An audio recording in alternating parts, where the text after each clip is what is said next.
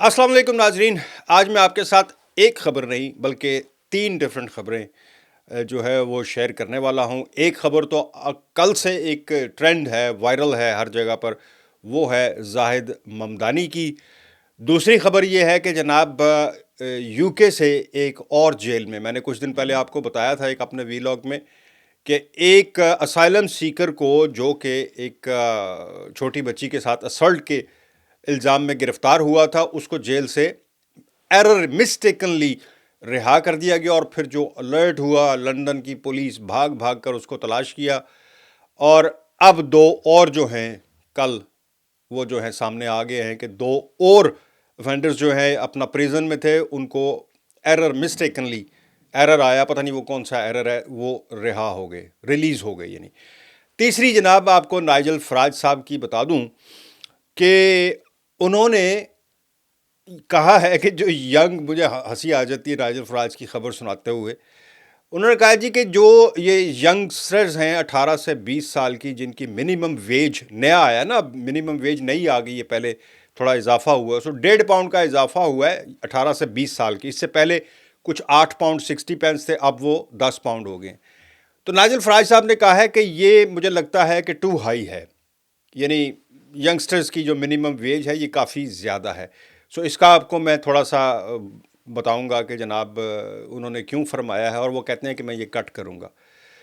सबसे पहले ज़हरान ममदानी, अमेरिका में जनाब उसने बहुत बड़ा कारनामा अंजाम, गो के उनका जो बैकग्राउंड है वो इंडिया का है। इससे कोई फ़र्क नहीं पड़ता कि उनका बैकग्राउंड या उनका डिसेंड कहाँ से है, वो क्या उनका नेटिव कंट्री है, इससे कोई फ़र्क नहीं पड़ता। वो न्यूयॉर्क के मेयर बन गए हैं। इससे भी कोई फ़र्क नहीं पड़ता कि उनका मज़हब क्या है, वो किसकी वो जनाब दीन क्या है उनका, इससे कोई फ़र्क नहीं पड़ता।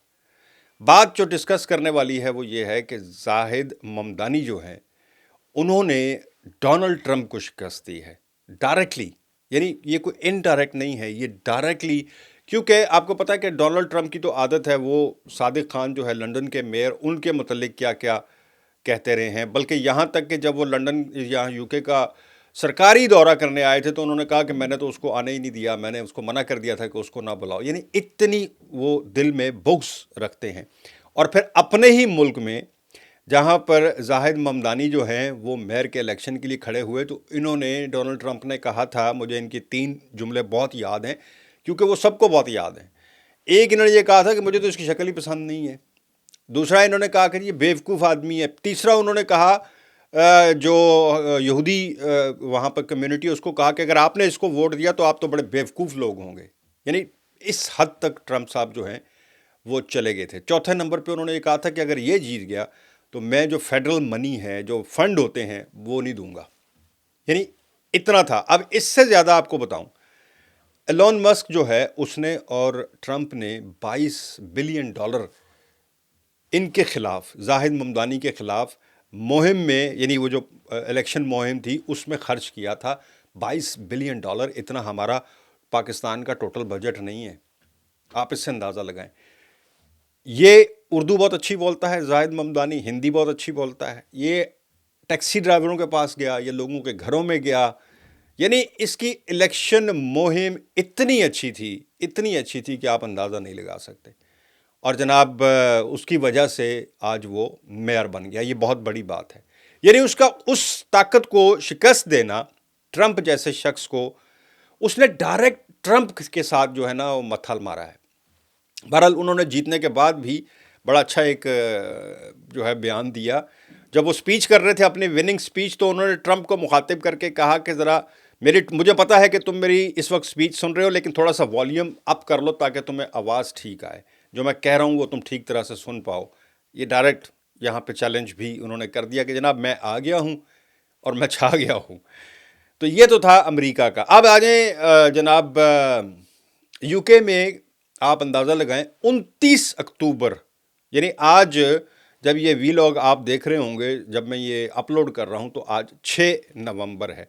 29 अक्टूबर को 2 कैदी, एक गैर मुल्की कैदी है अल्जीरिया से, उसका ताल्लुक़ बता रहे हैं, जो किसी जुर्म में था, वो भी किसी कह रहे हैं कि किसी इसी तरह के जुर्म में था जैसे इससे पहले वो असाइलम सीकर था।